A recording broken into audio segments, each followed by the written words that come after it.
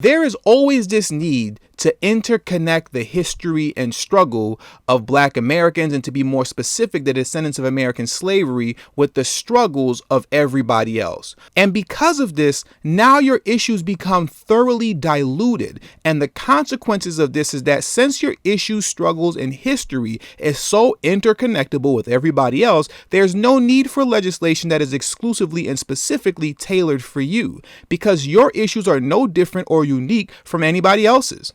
Many times I've stood at this dais and affirmed that our destinies are tied. That was clear when protesters took to the streets in the face of police murders, seeking to build a nation where Black lives matter. Palestinians are being told the same thing as Black folks in America. There is no acceptable form of resistance.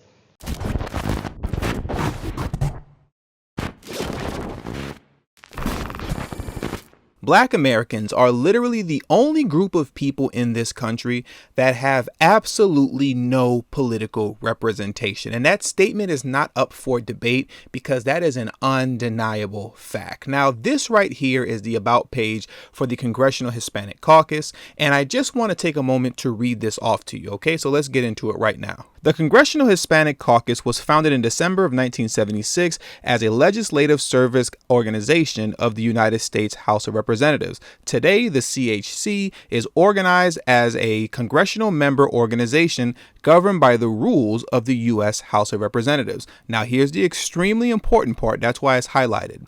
The CHC addresses national and international issues and crafts policies that impact the Hispanic community. The function of the caucus is to serve as a forum for the Hispanic members of Congress to coalesce around a collective legislative agenda. The caucus is dedicated to voicing and advancing through legislative processes issues affecting Hispanics in the United States, Puerto Rico, and the Commonwealth of the Northern Mariana Islands. So as you can see, the Congressional Hispanic Caucus is making it very clear that they are here for Hispanics. Now let's move over to the About page for the Congressional Asian Pacific American Caucus. The Congressional Asian Pacific American Caucus is comprised of members of Congress of Asian and Pacific Islander descent and members who have a strong dedication to promoting the well-being of the Asian American and Pacific Islander community. Currently chaired by Congresswoman Judy Chu, CAPAC has been addressing the needs of the AAPI community in all areas of American life since it was founded in 1994. Now let's get into the portion of the About page that's titled Purpose. And what's highlighted at the bottom are the two important key parts of this About page concerning the AAPI community and their caucus. To establish policies on legislation and issues relating to persons of Asian and or Pacific Islands ancestry who are citizens or nationals of, residents of, or immigrants to the United States, its territories and possessions, and to provide a structure to coordinate the efforts and enhance the ability of the Asian American and Pacific Islander members of Congress to accomplish those goals. From the opening paragraph onwards, the AAPI caucus has made it a point to let you know that they are here for their community. That's who they are here to get legislation for. Now let's come over to the Congressional Black Caucus.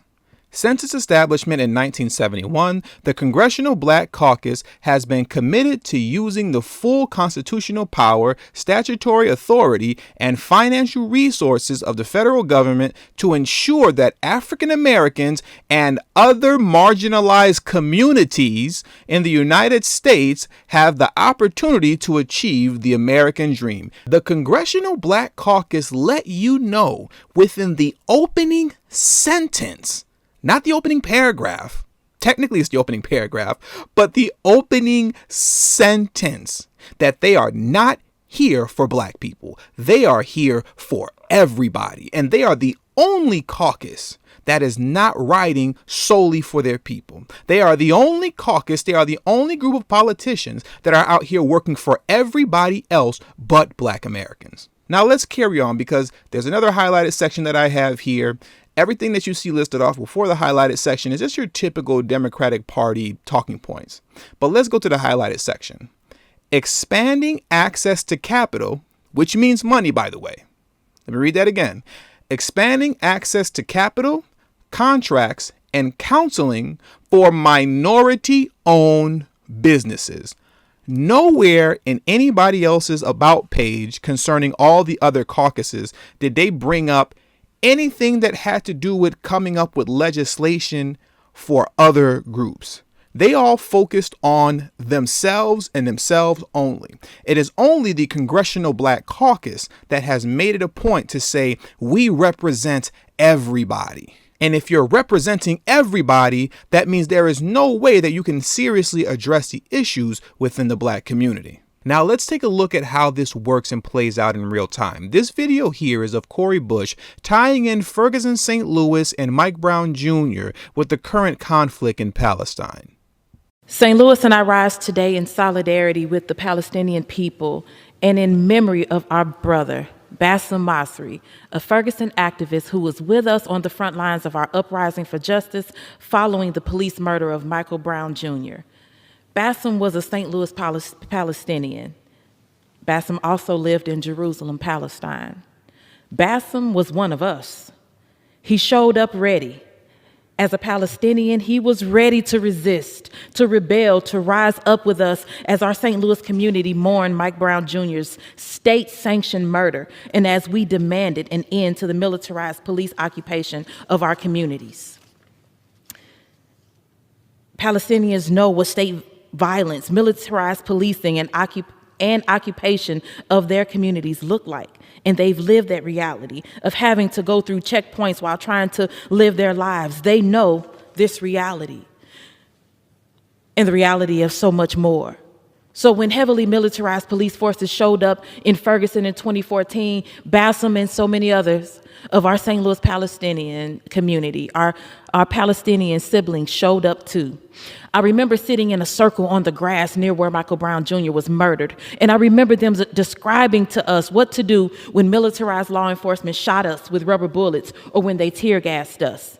I remember learning that the same equipment that they used to brutalize us is the same equipment that we send to the Israeli military to police and brutalize Palestinians. I remember Bassem putting his life on the line with us. I remember him live streaming for the whole world to see our struggle. I remember our solidarity, and I remember the harassment, the extortion, the brutalization he faced for resisting with us. This is probably one of the greatest reaches that I've ever heard in my life. You see, the reason she was struggling that way to read off her speech is because she knows she's full of it. There is always this need to interconnect the history and struggle of Black Americans, and to be more specific, the descendants of American slavery, with the struggles of everybody else. And because of this, now your issues become thoroughly diluted. And the consequences of this is that since your issues, struggles, and history is so interconnectable with everybody else, there's no need for legislation that is exclusively and specifically tailored for you, because your issues are no different or unique from anybody else's. So take your rising tides, lift all ships policies and stop being divisive. And besides, what you're asking for as it pertains to tangibles, that's simply unconstitutional. But now let's get back into some more of these real-time examples, because of course the reaching continued with Ayanna Pressley. I rise today to recognize the deep trauma and loss of life perpetuated by systems of oppression here in the United States and globally. Many times I've stood at this dais and affirmed that our destinies are tied. That was clear when protesters took to the streets in the face of police murders, seeking to build a nation where Black lives matter. That was clear when our democracy and our lives were put at risk by violent white supremacists who shattered glass and broke doors while wearing anti-Semitic phrases on their chests, carrying the Confederate flag, erecting a noose on the West Lawn. That was clear when students protesting to end poverty and oppression in the streets of Bogota were shot dead. That was clear when families kneeling during this holy month at the third holiest site in Islam were met with tear gas, rubber bullets, and hand grenades. Our destinies are tied. As a Black woman in America, I am no stranger to police brutality and state-sanctioned violence. We have been criminalized for the very way we show up in the world. Last summer, when Black Lives Matter protesters took to the streets to demand justice, they were met with force. They faced tear gas, rubber bullets, and a militarized police, just as our Palestinian brothers and sisters are facing in Jerusalem today. Palestinians are being told the same thing as black folks in America. There is no acceptable form of resistance. We are bearing witness to egregious human rights violations. The pain, trauma, and terror that Palestinians are facing is not just the result of this week's escalation, but the consequence of years of military occupation. This is getting extremely out of hand. Now they're using this interconnected talking point with Black America for international overseas issues that don't have anything to do with us. Brothers and sisters, at some point, and this includes myself as well, by the way, at some point, these conversations are going to have to move from simply being online to becoming tangible actions to remove these people from office and replace them with brothers and sisters that are actually riding for us.